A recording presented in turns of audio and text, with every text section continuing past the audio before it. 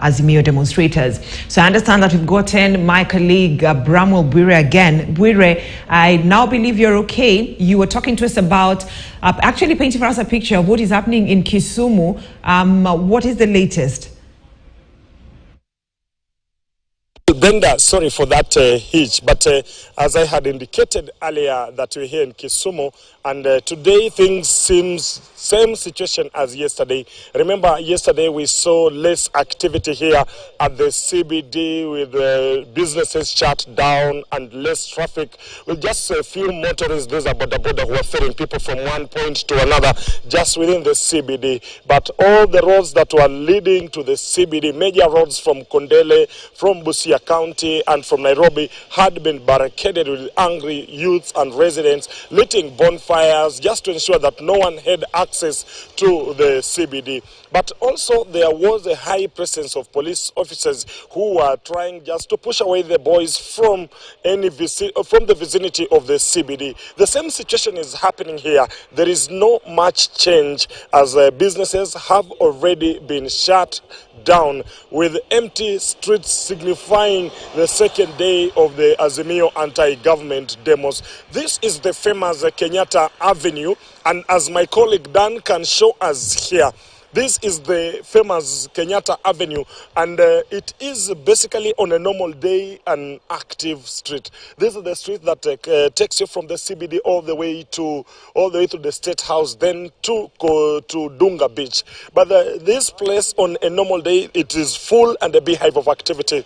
But today it is basically and fairly empty, less for one or two people who are moving here, and high presence of police officer. Remember, this is a street that has a bigger number of supermarkets and banks as you near the Oginga Odinga roundabout. But today it is basically and fairly empty.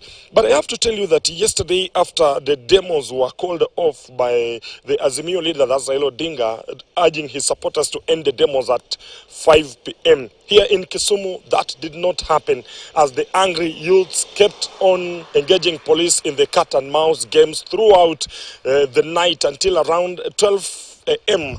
That is exactly was the scenario here. At Nyalenda, there is a supermarket that angry youths made their way into and really stole this. The CCTV footage shows angry youths leaving the supermarket with goods of unvalued, unknown value.